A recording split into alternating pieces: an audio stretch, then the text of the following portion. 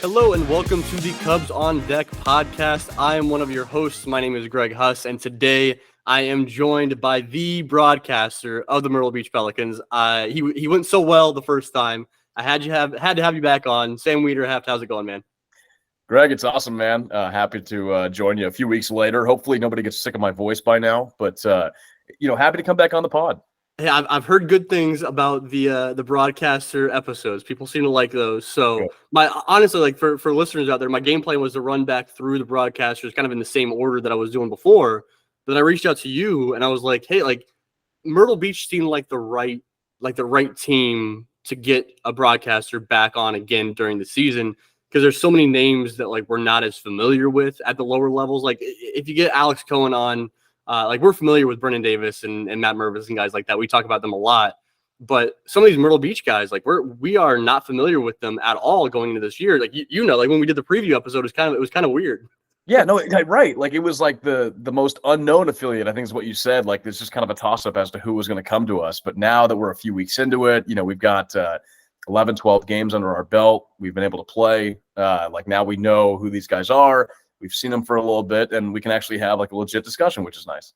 You got the baseball in your hand right now, right? You're ready to throw off the mound. Oh, is it a baseball? Oh no, yeah, it's like a little stress ball in the shape of a baseball. Yes, but yeah, no, put me out there. I'll top out about 45 miles per hour, so not great, but it'll give it. It definitely will give hitters a different look. You're a position player pitching, is what you are basically. Call me Michael Arias. Yes.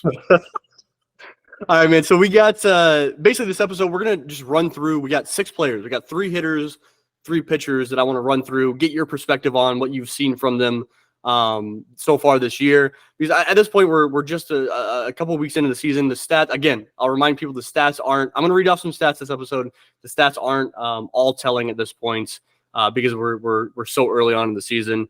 At the very back end of this episode, we'll cover 3 more guys that are not in Myrtle Beach. I want to heavily focus this episode on Myrtle Beach, but we got to talk about a few other guys. I know one of which you've seen pretty recently here. I guess you saw a couple of years back. The other 2 you haven't had in Myrtle Beach with you. But yeah, we'll get to those guys later on in the episode. We'll start off. You want to start off with the pitchers or with the hitters first? Let's do pitchers. Okay, I know on our note sheet here I have them kind of sprinkled throughout, and then I was like, it's probably good to start with one of them. So the pitchers, you said? Let's do it. All right, man. Let's get into a guy that has been honestly one of the most fun stories, like one of the most fun people to watch on the mound so far this season in the entire system. Marino Santy has been really good. I'll read off his stats to start off, and then kind of kick it to you. He's thrown 10 innings so far this year, and has yet to give up a run in his 10 innings. He's got a 31% strikeout rate. He is walking guys at a 17% clip. The big thing with Santy is he's giving up an opponent batting average of 118. People just cannot hit the guy. And then he's got a ground ball rate of 79%, which is entirely unsustainable, but it's fun to see nonetheless. No, it is. And he was a player that I looked at, and you look at his stats from previous years, and he really struggled with location. Just a lot of walks with, the strikeouts. It just didn't look great. Then coming into Myrtle, he shows off his first appearance and goes 3 innings and just shuts it down out of the bullpen. And you're like, all right, this could be a guy that could, really have some success here at the single-A level. And so far he has through 3 games, and he's not has been as wild as maybe his stats might say from the past. He looks comfortable. Talking with Buddy Bailey, our manager, he's not the biggest guy in the world, but his arm action is really quick, and he can just zip it in there. Has a killer curveball.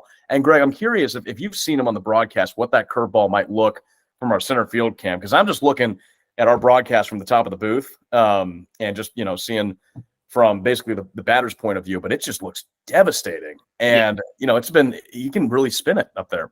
Yeah, it's kind of got that the movement of like the crossfire. He's not really a crossfire guy, but that's what the movement it has on that pitch. Mm-hmm. I mean, for people out there listening, like you guys know that I love quirky pitchers, right? Like guys that do things that are weird. Marino Santy's a little weird, right? Like he's a smaller guy. He brings, as a piggybacker, he's kind of perfect as a piggybacker, right? Where like he just brings a completely different look. Like when the Pelicans go out there and throw Brody McCullough followed by Marino Santy or any of the starting pitchers right now, right?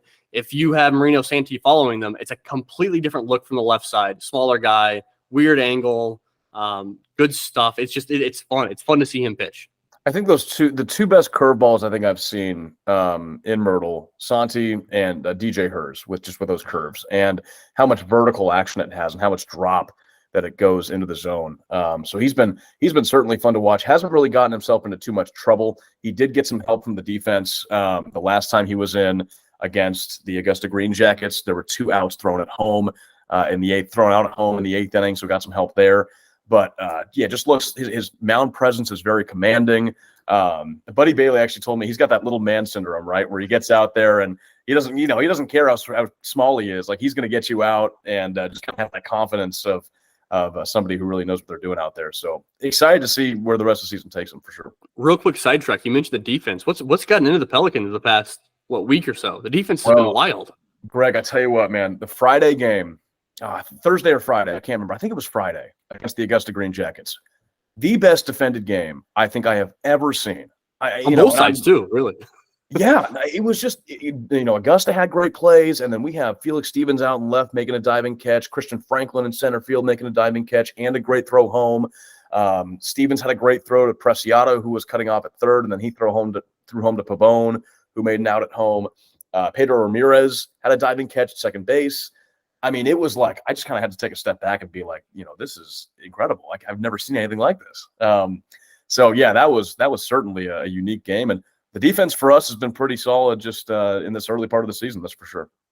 Spoiler alert on the Felix Stevens. Him out there playing defense in left field has been really fun. Actually, we'll get into him a little bit later on the show, but Marino Santy. I just wanted to kind of hit on him because I think that he's been a guy that.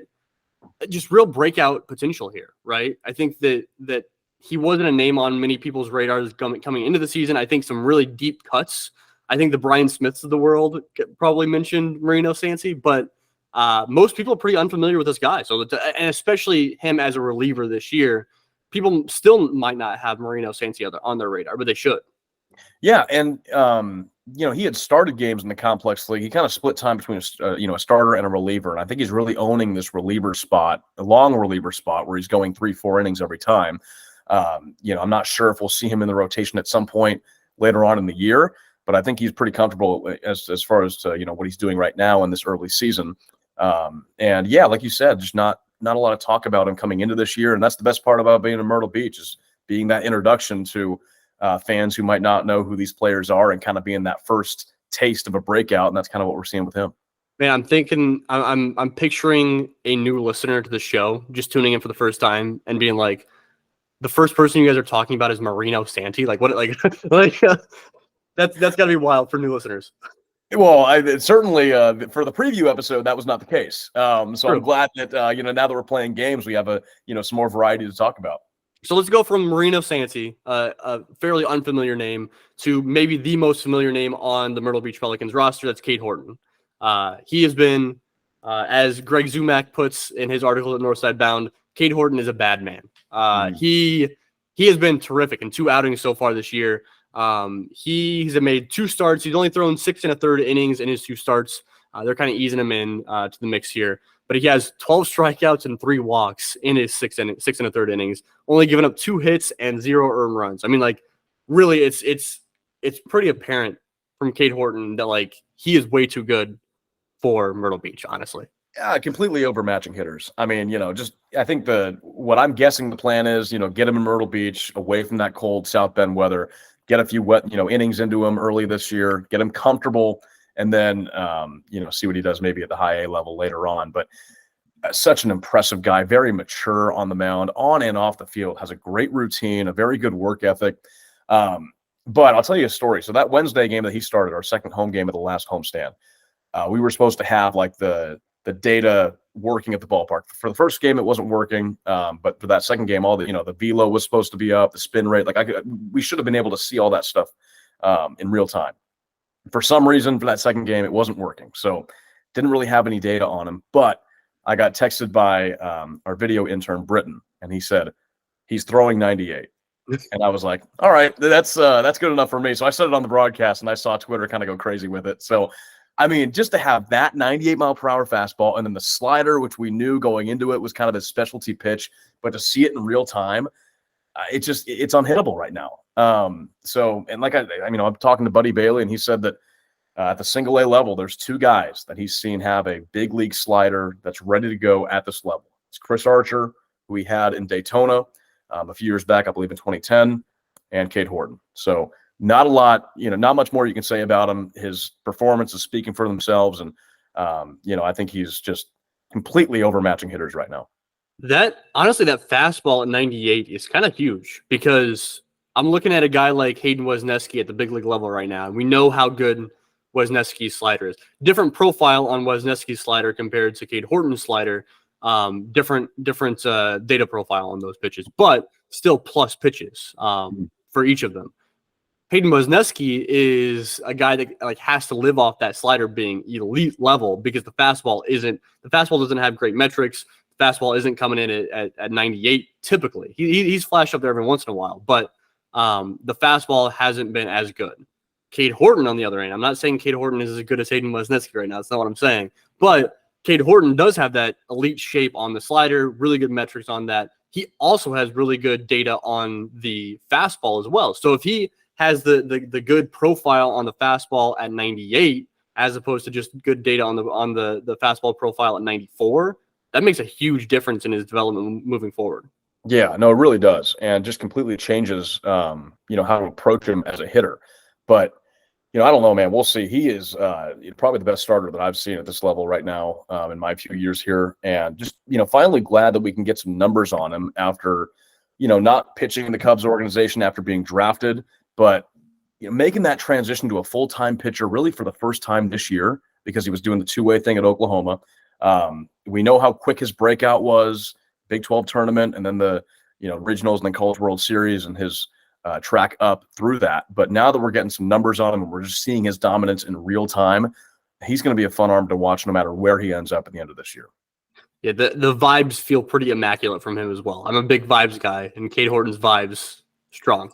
They are strong. They are strong. He he likes the Myrtle area so far. He's really having a good time, making himself comfortable here, and just a super nice guy to talk to. Spent a lot of time with him on Friday. We got a feature piece coming out here pretty soon on Cade, and just talked about life and baseball and how he's ended up here, and just a super nice guy. So I just wish him for the best and hope he keeps improving throughout the year.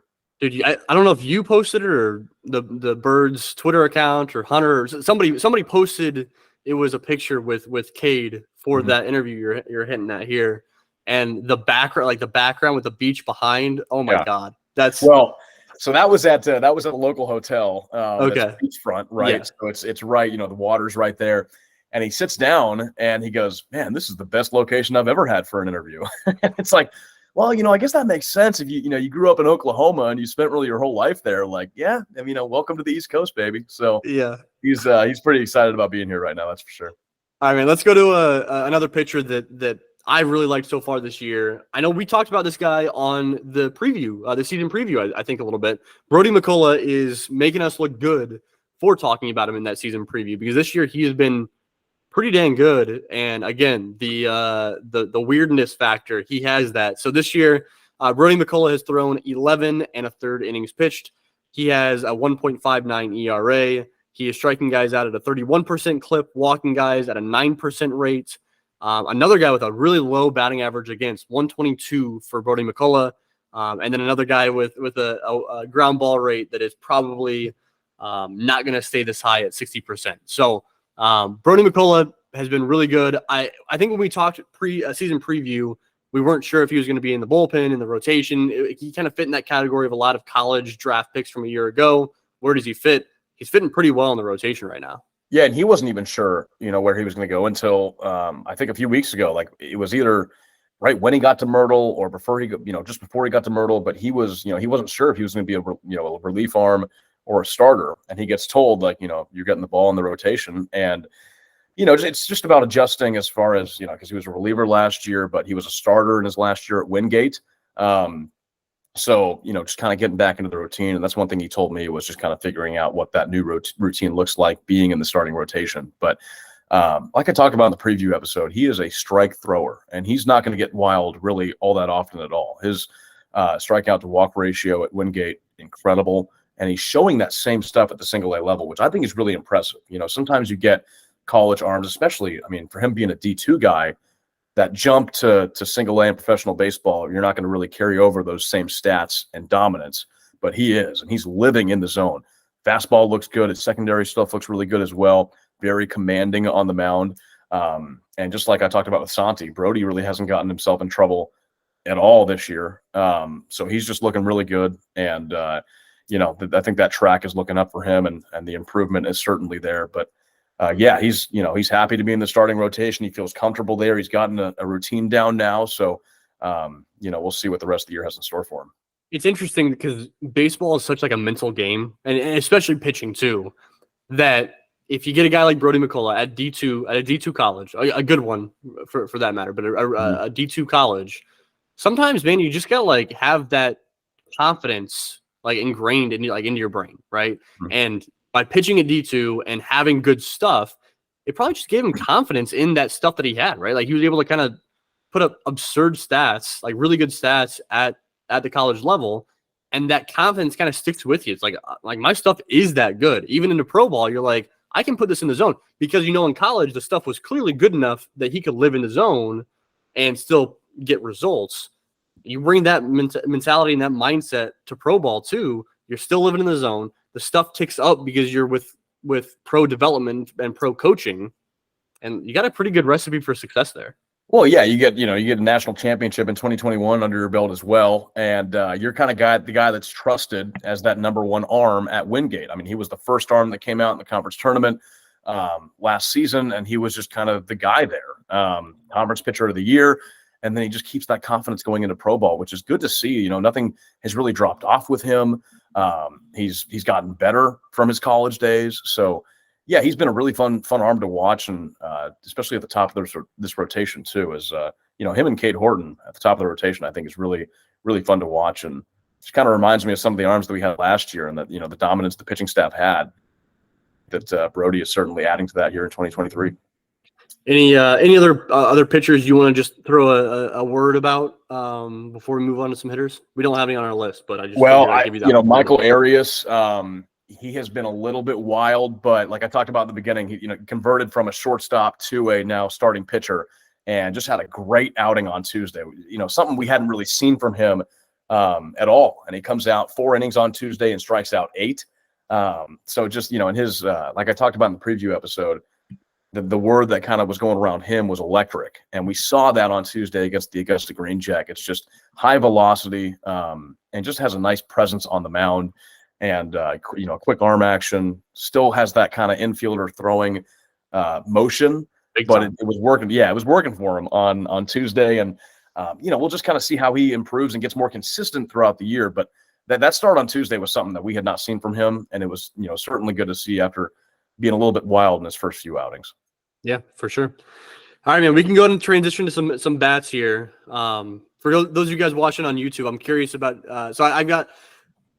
Sidetrack here. So I'm in my new house. So I've got this kind of wild setup. I was telling you, Sam, before we hopped on. I've got a book. My laptop is sitting on a bookcase, and I've got this chair pulled up to a bookcase. I've got the Wi-Fi box sitting on the floor. Mm-hmm. I've got the windows up. So as it's getting darker and lighter, as clouds are going in front of the sun, I feel like I'm getting a little darker on the screen. So this is just going super smooth here. No, it is. Little makeshift studio setup. You do what you got to do. Like I said, off the air, you got to have your W flag put back there. We got to put that back in the shot. I tweeted out. I think it was like soon after we closed in this house. I was like, all right, I'm gonna have a new office space. I gotta do up the walls, maybe some memorabilia, stuff like that, and I gotta figure out a good setup. I'll probably still have the W flag behind me, but we'll see what else I can get going around. I need a better setup over here, man. I got a door right here. I'm sitting in, right now this laptop is on a fold out table. That's my desk at home. Nice. And I'm sitting in a beach chair. So that's Myrtle Beach of you. That's like this is the chair that I take out to the beach when I go. So that's kind of what we're rolling with right now. Actually, your setup's a lot better than mine. That's good. I dig that. I dig that a lot. Hey, they both work though, so that's all that matters. People can hear us just fine. I would hope so. We're good to go. All right, man. Let's dig into some bats. We got two names that have been really taken off on social media recently. Let's get into those last. Let's first talk about Felix Stevens, because we mentioned him earlier on the show. He's been playing obviously for some first base. He's been out in left field a little bit too. Felix Stevens is a large man. He is a huge guy. He was in Myrtle Beach a year ago, and he's kind of proving that he's too good to be in Myrtle Beach at this point. Like I think that like once there is space for him to be up in South Bend, I think that he will likely be up there. So far, he's put together 41 plate appearances. He's batting .290 with a .463 on base percentage, and he's slugging .486. He's slugging .581. He's got a 187 WRC plus, which is 87% better than league average there. And he's striking out and walking at a 22% clip. So pretty good stats across the board. He just looks pretty comfortable at the plate. No, that first thing you said, Greg, the fact that he's too good for Myrtle Beach is something that, truthfully, I did not think that we'd be saying a few weeks into the season. Last year, he showed flashes. We knew he had power with 11 home runs last year, but just struck out way too much. And this year, a lot more comfortable at the plate, a lot more selective at the pitches that he's swinging at. I mean, in the two games, the final two games of our series against Augusta on Friday and Sunday, he's walked 5 times. And that's certainly something that was not happening last year, especially on Friday. Had a big spot in the 9th inning with the Pelicans. We were down by 1 or 2 runs. And he comes up and draws a walk. And I said on the broadcast, I said, that's an at-bat from Felix Stevens that you would not have seen in 2022. He's just a completely more patient hitter. And now that he's swinging at, the pitches that he wants to swing at, he's getting more hits out of it.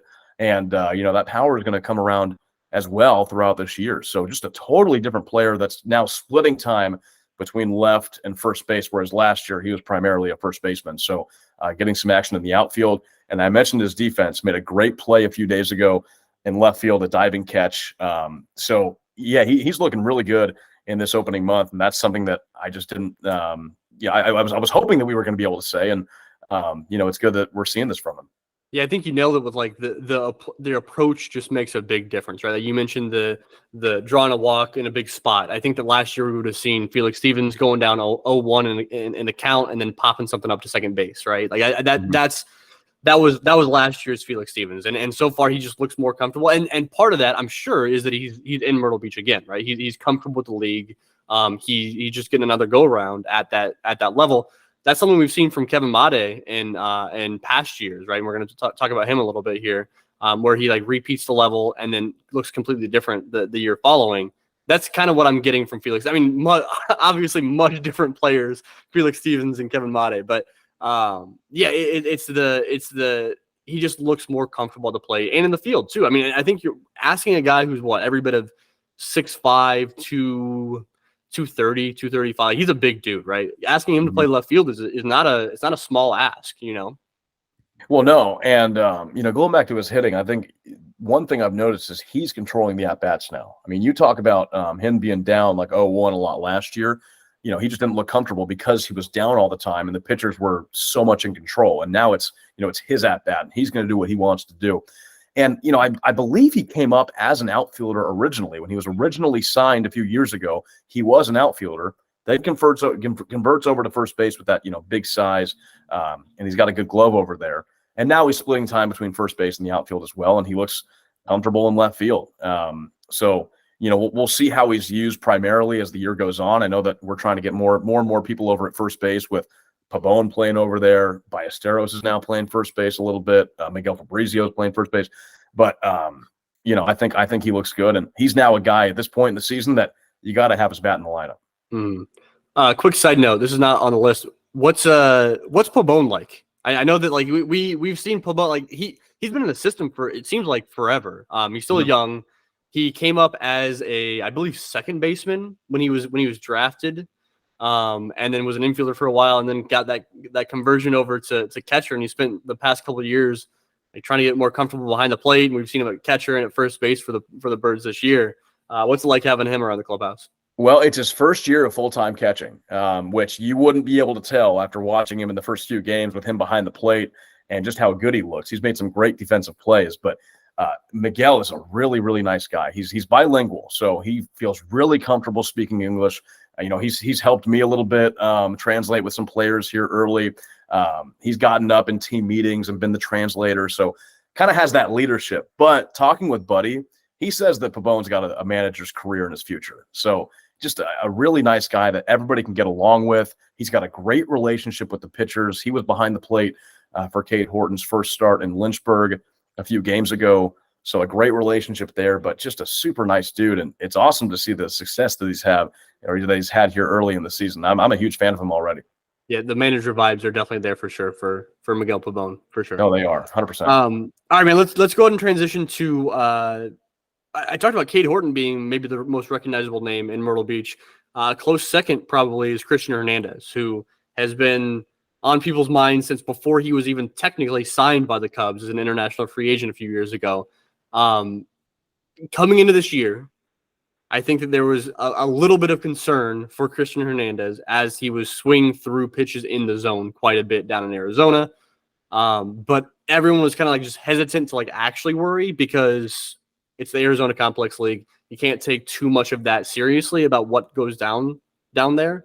But so far this year in Myrtle Beach, he has been terrific. He's another guy who's put together 41 plate appearances, slashing .297 with a 366 on base percentage, and he had the 486 slugging percentage. He's good for 136 WRC plus, which actually right now, my apologies. Actually, as you guys are listening, this might be updated. My statistics over at Northside Bound, we're having some technical difficulties. Who knew that having 125 plus guys in one database and one person managing it was not an easy thing to do.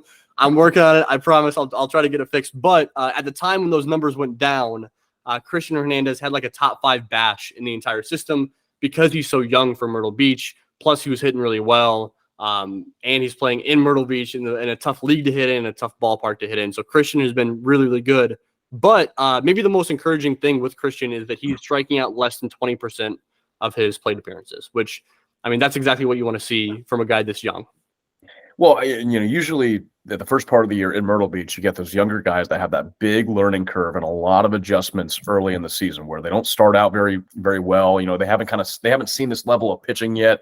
I know, Greg, you've talked about it a lot, but we go up against these Charleston pitchers that are 24, 25 years old, and it just is completely overmatching. And Cristian's not feeling that. His confidence is totally there, very comfortable at the plate. He's not chasing all that much at all, and just making really, really good contact. And it's a start from a guy this young at 19 years old that I have not seen before in Myrtle Beach at all. And so it's like, hold your worries, hold your doubts from his numbers in the Arizona Complex League, because he's off to a great start. You can't really picture it much better than what he's doing here early in 2023. So looks good. He's made a few errors in the field, but I think that's just kind of getting used to the environment. Hasn't played in front of crowds really at all. Hasn't played under the lights all that much, which is a big thing. So getting adjusted over at shortstop, but the bat has looked great. And just a really good start of the season for a guy that's this young and that didn't put up great numbers in the Arizona Complex League. It's been very encouraging so far. Yeah, I've got 2 big takeaways for Hernandez so far. One is that it feels like at the plate, he's really just like letting that athleticism play. That like we know he's a freak athlete. And typically you picture that as helping you on defense and on the base paths. But I think that I'm seeing it really well at the plate where he's just kind of throwing his hands at the ball a little bit. But like in that phrasing, I'm actually disappointed I just used that phrasing. I feel like when you're saying like throwing your hands at the ball, it's a lot of times like making poor contact, and he's not really making poor contact. He's just like the hand-eye coordination is there, the athleticism is there. Like he looks comfortable at the plate in a different way than Felix Stevens actually. Yeah, no, he's being selective. And just, kind of swinging at the pitches that he wants to right now, which is something that we haven't seen from a guy his age. Usually there's a lot of chases, which he's not doing. And talking with Roberto Vaz, our hitting coach, he's putting a lot of work out in the batting cages at Pelicans ballpark, just, kind of getting timing down and all that. So now it's just kind of creating that game day routine and improving on that work ethic as the year goes on. But not a huge sample size, but to get off to a start like this is really encouraging for a 19-year-old that didn't put up the best numbers last year at the complex league. Now he's facing some mature pitching and some real arms that can really do some damage, and he's holding his own. That's for sure. Yeah, I was gonna say that was actually my second takeaway with him is that I think he's going from a league in the Arizona Complex League last year where like he is the dude. Like he's the guy. He was the big international free agent signing. He had the A-Rod and Manny Machado comps that were unfair. Like he was that guy, right? And so at the plate, you stroll to the plate trying to be that guy. Then you get to the full season ball this year, and you're facing off against pitchers that you can't possibly be better than, right? Because you're the college arms. They're the Cade Hortons of the world, right? The Big 12 pitchers, the SEC pitchers, the ACC pitchers, guys like that. And you're batting in the 9-hole for the Myrtle Beach Pelicans. And I think that I think that probably has done wonders for him at the plate, where like he doesn't have to be the guy. He just has to be Cristian Hernandez. You know what I mean? I was kind of shocked when I first got that lineup. They had him at number 9, and it's like, wow, the top 10 prospect in the Cubs system is batting 9th. Like that's just kind of wild. But seeing him back there, I think it takes a lot of the pressure off. I think he's getting more hittable pitches, which obviously the scouting reports are going to tell you how good he is. But just being in that 9 spot, I think you'll see better pitches to hit, and I think he is, and he's doing a lot of damage to him. So. I think batting at the bottom of the lineup is taking some of the pressure off. And even when he does get out, I don't see too much frustration. Like there's not a lot of disappointment from him after he gets out. Like he's very kind of even from what I've seen so far, which I think is a good quality to have at this level. So yeah, he's off to a great start, and it's been fun to watch. All right, man. It's Mo Baller time. It's time for Moises Ballesteros. I don't know. How do you feel about the Mo Baller nickname? Is he aware of the nickname? Do you know? Oh man, I might have to tell him. I'm not sure if he's aware of the Mo Baller one. I mean, around the team, people just call him Bally. Okay, that's kind of the thing, which kind of throws me off because it's Ballesteros. Yeah, they call him Bally, but so it's kind of wacky. But you know what? Next time I see him, I'll call him Mo Baller and I see what the reaction is. Yeah, I think that's another Brad on Twitter original. I think he had the Mash Mervis nickname, and I think that he came up with Mo Baller. I could be wrong on that. Whoever online can correct me if I'm wrong. In 48 plate appearances, he is slashing .289 for a batting average. His on-base percentage is .417, and he's got a WRC plus of 150, meaning he's 50% better than league average at the plate. Another guy that is just really taking good at bats, and this is what we expected from Ballesteros coming into this. Like we had this full expectation. He's striking out less than 15% of the time, and he's walking almost 20% of the time. He's one of the very few guys in the system that is walking more than he's striking out. I don't have complete updated numbers on the system, but I think as of a few days ago, he was one of only like 3 guys doing that. So we know he has a good plate approach. We know that he takes his walks. We know that he knows how to use the whole field. I guess what's impressed you the most about Ballesteros this year? I think what's impressed me the most is the fact that opposing pitchers are pitching around him. Like he's had a good amount of 4-pitch walks, like that Barry Bonds treatment where it's just like nowhere near the zone. So to see that respect from other teams when he comes up to the plate, I think is something that's really cool, especially for a 19-year-old. A 19-year-old, right? It's wild, dude. We're afraid of him right now, which I think is awesome. I think that's really cool. But the fact that I think that average could be higher, just because of he's gotten unlucky, right? We've talked about it. He's gotten unlucky with some of the hits that he's had, but he's making good contact, and he's homered a few times already. Like he's got the power. Very patient in the box, not chasing a lot. So now even getting new experiences at first base, which he hadn't played in a few years, didn't get any experience at first base in 2022, and now he's kind of getting some reps over there now, and I think he's looked pretty solid. So, and also defense behind the plate, throwing out a few runners trying to steal, just all around. I mean, Moises he's Mo Baller, like that's who he is. He's got the confidence, he's got a great bat, good defense as well, and just a really, really fun player to watch. I ran this by Brian a couple episodes ago, or last episode maybe. The vibes that Moises Ballesteros gives off at the plate, like how he approaches hitting, reminds me a whole lot of what Owen Casey was doing a couple of years ago in Myrtle Beach, and even last year in South Bend to a certain degree. And I think that like his ability to go to left center field, to go even down the left field line if he really wants to. Not quite turning on pitches yet.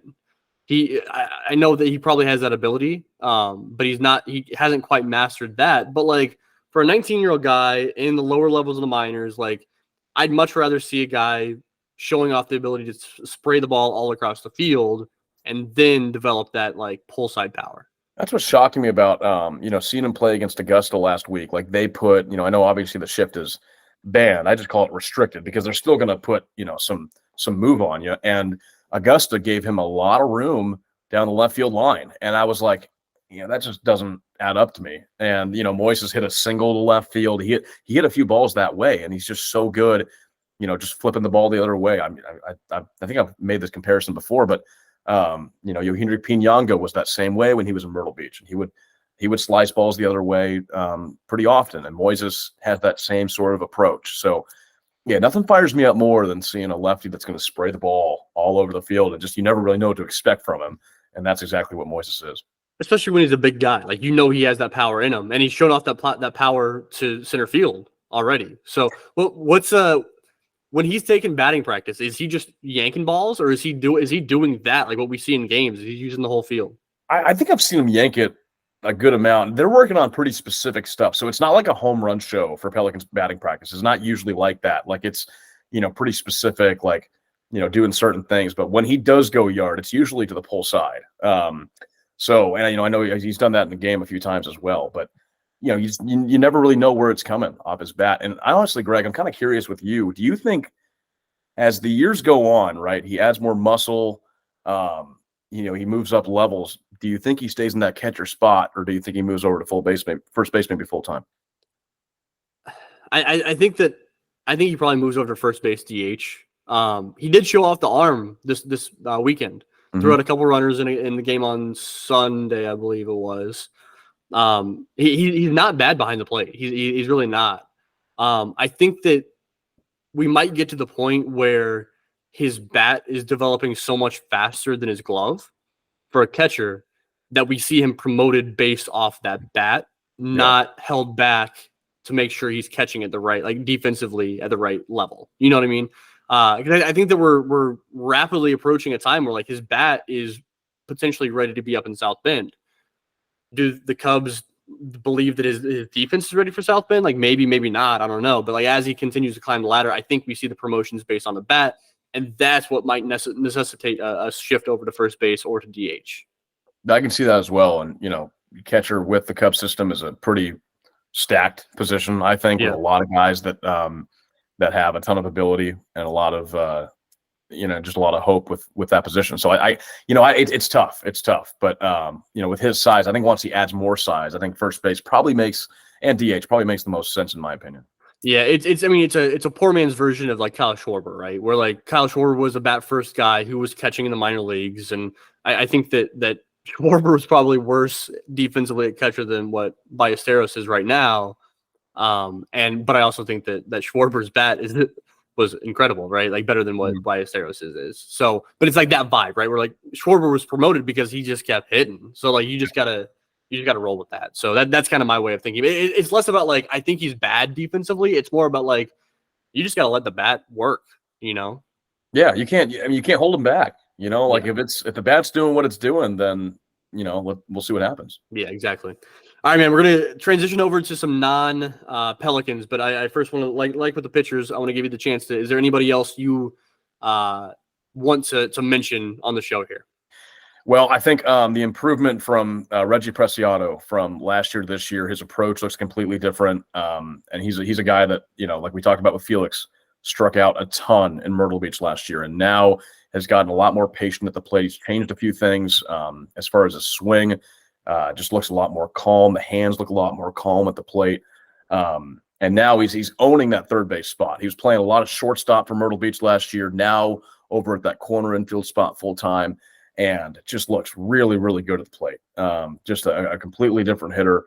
And, we'll see as the year moves on if he can kind of keep that track going up. But just a really good start for Preciado, and encouraging, right? After, not putting up the best numbers, then getting hurt and just never really finding a groove. Now I think this year is his chance to break out. Yeah, it looks a lot smoother at the plate. Mm-hmm. Less moving parts. He's straight to the ball. A lot smoother at the plate. Something super small that I noticed in watching him play third base is there was a ball, I think on Saturday or Sunday, that he charged. I don't know if it was a bunt or just a slow roller. And he charged it and made the play out at first base. And it was very clear that his throw, he was very over the top with his throw, which is kind of difficult to do as you're charging the baseball. It's difficult not to come sidearm. And I think that when you're playing shortstop, you can come sidearm a little bit more because of that angle. The ball doesn't sail quite as much on you back towards home plate, towards the dugout. If you're playing third base and you're charging like that and you throw sidearm, the ball really tails bad, and that really gets the first baseman into the base runner. I don't know if that's a very distinct, like a very specific thing he's been working on, but like I saw that clear as day that he was very over the top with his throw, and I'm assuming that's very like intentional. That's a wild, just detail-oriented observation from you. I don't even notice stuff like that. But, I mean, yeah, like if that's what he's doing, then it's clear that he's made the right adjustments and playing that third base spot at a high level. And I did talk to him, at the one of the first games of the year, and I was like, are you happy to be like back in Myrtle, and do you feel more confident? And he's like, oh yeah, like I put a lot of work in. He stayed at the complex almost every single day of the off season. I think he went back home for a week for Christmas, but he was at the complex all off season, just working, improving, getting stronger, fixing his swing, and it's really, really starting to pay off this year. And he's definitely been a fun guy to watch, and we'll see as the year goes on and he gets the games under his belt, what he kind of turns into. Man, that gets me so excited about Preciado. I love that. Yeah. All right, let's go to some. We got to talk about three guys that have been really performing well. Well, two guys that have been putting up numbers that have been terrific, and another guy that I think is performing well despite the numbers. Let's talk about the two bats first that we have here. One is Kevin Made, who you saw in Myrtle Beach 2 years ago in 2021, right? And last year. You saw both. Yeah, he came back. Yep. Yeah. And in 20, we just talked about that earlier. And in 2022, Kevin Made looks good, dude. Like I think that we may have him like underrated in terms of like prospect list. I think that we're looking at a guy that he has always been strong defensively because of the athleticism. And then as Brian Smith likes to point out, he came in a little bit thicker this year. He was looking a little bit better, looking a little bit stronger in the legs, in the butt, and like more like a hitter, right? This year he's putting up he's got 50 plate appearances under his belt so far in South Bend, and he's putting up a 300 batting average with a on-base percentage of 440, which that separation is not something we saw when he was back with you in Myrtle Beach. He's got a 175 WRC plus, and he's striking out, again, 18%, walking 16%. That is, like, the development of Kevin Made as a hitter is wild to me, dude. Like, it's crazy that what we've seen him develop from his time the first go-around at Myrtle Beach to his second go-around now in South Bend. Well, you got to remind me, when he got promoted to South Bend, obviously I couldn't watch a lot of what he did after he got promoted, but what was the big problems with him? Because I heard about he kind of struggled a little bit at the back end of 2022, after he got promoted from Myrtle Beach to South Bend. Just what was he kind of struggling with, and what do you think how do you think he's changed that this year? I think he looked just a little bit overmatched compared to some of the pitching. I think that he looked a little lost to the plate. And then also, like I said, I don't think that his body compared to what it needed to be at the high A level to really hit well and really to show off the power, which I'll go back to a couple of years ago. I know Jimmy and I would hop on the podcast and talk a lot about Kevin Made and how what we needed to see him develop was because he had terrific bat to ball skills. Like his feel to hit is incredible. And we needed to see him either one, hit for more power, or two, draw some sort of walk. Yeah. Right. Yeah. Like I remember I referenced this quite a bit, but Jimmy did an article over at Northside Bound, one of his first articles that when the website launched. And it was a breakdown plate appearance by plate appearance for Kevin Made. And he had it was that entire first season in Myrtle Beach, he had 4 3-ball counts the entire year. It was something absurd. And so instead of doing one of those two things between power and plate approach, he's doing both while still playing really good defense. He has a cannon of an arm. This is a guy that is flashing top 10 prospect in the system potential for sure. That's awesome to hear. And his defense, I've always been a huge fan of his defense. And I just remember from 2021 when he came back to us in 22, he did come back and I swear he grew a few inches. He was a lot taller than what he was. His body looked better. Now that he's improving on that in South Bend in 2023, I think is really cool to hear. I'm a huge Kevin Made fan. I mean, when he when he would pull a ball for a home run, that was just one of the coolest swings I've ever seen. So, yeah, excited to hear that he's progressing now, and hopefully the rest of this year is going to be good for him. Yeah. I was planning on talking about Kohl Franklin last, but I want to talk about him here because I feel like I've mentioned the vibes several times on this episode here. And when you're talking vibes, Kohl Franklin is the king of, well, actually, Cam Sanders is probably the king of the vibes. But Kohl Franklin's the close second. And I want to talk about him not because everybody else we've talked about here, we're talking about because they're putting up really good numbers, right? They're really strong in terms of stats, and the eye test matches that. Kohl Franklin is a guy where the numbers don't really match what I'm seeing with the eye test. The numbers aren't bad at all. I think he had a couple really strong starts. Last start is a really good example of like not always trusting the box score. So he went out, and the first 3 innings of work on Sunday, he threw a perfect 9 up, 9 down. Went 36 pitches to get through 3 innings. Looked really, really strong. The changeup, I think his changeup is the best changeup in the entire system. The fastball was flash and plus. The curveball was used the right amount. The slider was used the right amount. The same story that we've been talking about, me and Brian in past episodes with Kohl Franklin. Really strong. Then he goes out in the 4th inning, and he throws just as many pitches in the 4th inning. He throws 36 pitches in the 4th inning, just as many as he threw in the first 3 innings combined, which is wild. Got a little bit of bad luck, but he also gave up a couple home runs on changeups on 2 strikes. He just kind of like left them out over the plate a little bit too much.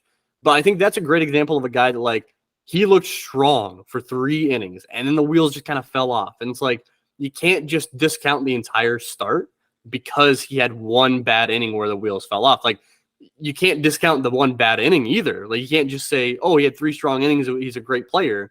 But you got to look at the entire outing as a whole, or like, I guess, look at the outing individually by inning, not just as a whole. He gave up the 6 runs or whatever it was in the 4 innings of work. Well, that's just, we're still very early in this season, and it's about building up, right? As a starting pitcher, like it takes them a while to get into their groove and kind of get, because I know their inning limit and their pitch limit are so low right now, but that typically at the end of those starts, like they can get a little wild because it's still about, getting that arm ready and, continuing to throw pitches and getting comfortable. So it sounds like that's what I hear from him. And you got to remind me, his season last year, was he the one that he would go out and just have like, a pretty solid start, but then a really bad inning that would kind of deter everything? Because I think I heard a lot about that. So yeah, Kohl was. His numbers last year, not pretty at all. And it was just a product of really bad luck turning into just like he couldn't control the situation. You know what I mean? Like you could see it kind of unraveling. And as a dribbler would go for a hit, or as a bloop single would land, and now you have runners on 1st and 3rd, it's like, all right, at that point, he didn't kind of like lock it in and go back to his strongest pitch. He didn't go back to the changeup. He would try to blow a fastball by him. And I think it really helps being in South Bend this year with a guy like Casey Opitz, a guy like Ethan Hearn, where those are 2 guys that are really good game managers. You saw both those guys last year. And to have to have Casey Opitz calm Kohl Franklin down makes a big difference, because we know the stuff is damn good. Like we know the stuff is really good from Kohl Franklin. And that's like you mentioned earlier, like the catching in the system is really strong in more ways than just like performing in the way that Moises Ballesteros is. Oh, 100%. And, getting to know Ethan Hearn the past 2 years being in Myrtle Beach, like his preparation and what he does for each start with the pitchers, like he's got a full game plan, which I'm sure every catcher does, but just hearing him talk about it in detail is really cool. And I know the pitchers love working with him. They have a great connection.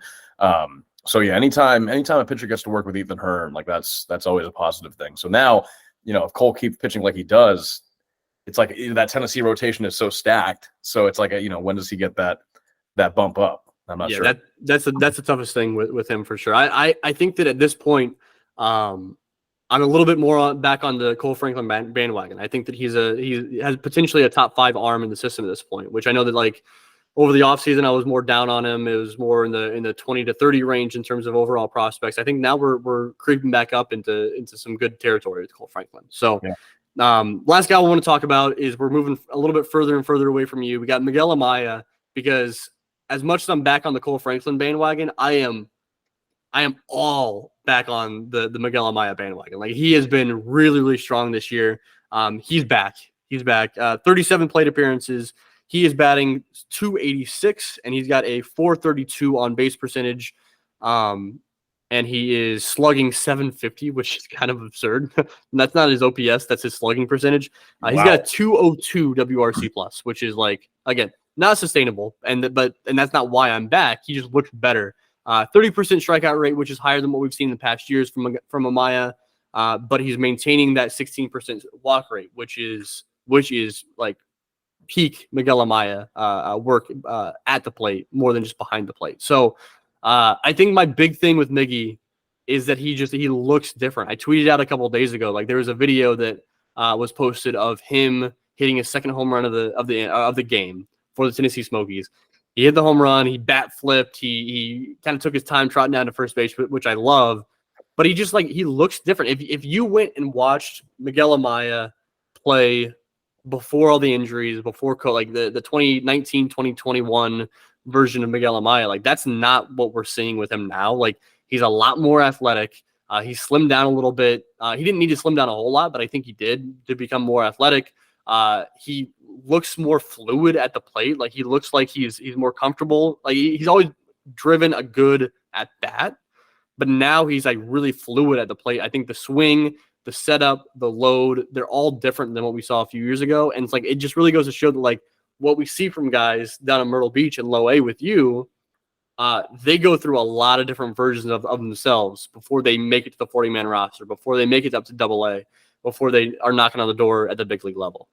Yeah, there's a ton of changes that go into it because, you are in professional baseball, but, there's still a few more steps. And, obviously for guys, it's quicker for some than others, but there's a lot of improvement that gets made. There's a lot of adjustments, especially once you start seeing better pitching and all that. But I'm curious as to what Miguel looked like in 2019 when he was a Pelican, because I wasn't here yet. And, but, I know that he got so much buzz around that time because he was and still is a top prospect in the system. But, it's great to hear these. He's come back from injury, pretty significant injuries, and is able to find himself again. But not only find himself, but reinvent himself and just keep that production going in Double A. And I tell you what, man, that Smokies team, it seems like there's a different highlight that comes from them every night. I mean, you got PCA's slide. Oliendo had a walk-off hit a few days ago, and what Amaya's doing. And then, I'm seeing highlights of Jake Reindl and, just that starting rotation, Porter Hodge up there, and just looks like a really fun team. Yeah, it's a fun team to follow night in and night out for sure. I think that you mentioned the Miguel Amaya that was in Myrtle Beach a few years ago. And he is like the prime example of like the Myrtle Beach, like being a pitcher's friendly ballpark, because like back then we just heard a lot about the raw power that Miguel Amaya showed. But it was just not showing itself in games because, as you know, like it can't really, unless you're Kevin Alcantara a year ago, like it's not really showing off that power. It's not easy to show off that power. And so there was a lot to dream on, but we saw that like plate approach. That I think Miguel Amaya's plate approach is elite level. Like his ability to work counts, draw walks, limit strikeouts has been really good for the entirety of his career. So excited to see this, to be able to watch this new version of Miggy for sure. Well, Pelicans ballpark struck again, man. We came into last series with the most home runs in the Carolina League and did not hit a single one through 5 games against Augusta. So Augusta's a very good pitching team. They got a lot of top prospects on that squad, but there were so many times where I thought that actually Prestiotto almost had a walk-off home run on that Tuesday game, but so many times where it just looks like a home run with the naked eye, and then it just stops at the warning track. Yeah, well, it makes you more excited to actually call the home run when they happen, right? Like, it makes your calls so rare. It's like, we actually got one out of here. Like, let's go. Also, dude, I don't know. So I don't know if it's the same camera person who worked the camera last year on home runs. Pristine. Like the camera work on those, like it makes it look like like the home runs are about 500 feet, and I love it. I absolutely love it. I will definitely tell him you said that because it is the same guy, and it kind of reminds me of like watching a golf broadcast and how he track the ball. He does the same thing, and it's like Ballesteros hit a home run last year, and the way I kind of called it was, it hit. I think I said he hit it into the night, and then once it landed in the bullpen, I said goodbye baseball, and it was just the follow of it was incredible. And then it lands, and everything just worked out perfectly. So I will certainly relay the message that you're a fan of the ball track, dude, especially on the night games when the lights are hitting the ball. Like it's the like night sky with just the ball, and the lights are hitting it perfect. Like it's chef's kiss. Yeah, I enjoy it too. All right, man. Anything you want to play? I guess plug yourself, and then also I want to hear what are you most looking forward to in this next week of Pelicans baseball? Sure. Well, Twitter, Sam_Weiderhaft, Instagram, Weiderhaft, Samuel Weiderhaft on Facebook, all that. And Myrtle Beach Pelicans, Twitter, Facebook, Instagram, TikTok. I'm doing dances on TikTok now, so that's a new development. So just kind of expanding the skill set a little bit. So we got that going on, but it's going to be a fun year, man. I mean, it's just watching the players progress and seeing that, like we talked about with Hernandez, like they're not far off. Like it hasn't been a big slump for a lot of guys. Like they're just kind of jumping right into it and playing pretty well. So next week we're going to Charleston. That's actually going to be a 7-game series because we have a doubleheader in that Wednesday game. So 2 games on Wednesday, 7 games. Charleston's a great city, so I'm excited to go there this weekend and go watch us play. But it's always fun seeing the River Dogs because they've been the top team in the league for the past 2 years, and that raise system has been so good. So it's kind of cool. Like you can, basically judge how good your team is and how good guys are when you play Charleston. So I'm just looking forward to that. Cade Horton we'll have another start that we get to break down, which will be great. So it'll be a fun series next week, and just a good rest of the first half. Hi, brother. I appreciate you. Listeners out there, you can follow me on Twitter at Out of the Vines. You can follow the Instagram. I think my Instagram game is going about exactly the same as the Instagram game with the Growing Cub show. I got off to a hot start, and then I just kind of fade out. I've been. What are you struggling with? What's the struggle? What's coming from that? I think I open Instagram a whole lot less than Twitter, and so like I feel like I need to step up my game. Whatever's going through my head, I tweet, right? Like I just it's whatever's up there. I just throw the words down. I'm good to go. Instagram feels like more of a production. It feels like I have to post the good picture. I like to post clips if I can. I've been off the clip game hard. Like that has not been happening.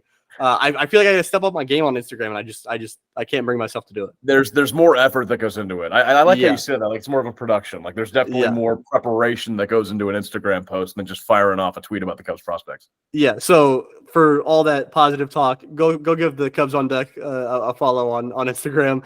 You can find us anywhere where you listen to podcasts. Give us ratings and reviews if you could. We really, really appreciate that. Check us out on YouTube, on the Northside Bound YouTube account. Comment. Tell us how much you love Felix Stevens or how much you love Mo Baller. Got any more nicknames for players? We'll always take those. Sam can relay those onto the players. It's great. And thank you guys so much for listening. We will be back in your ears in one short week. It'll be me and Brian. Thank you guys so much.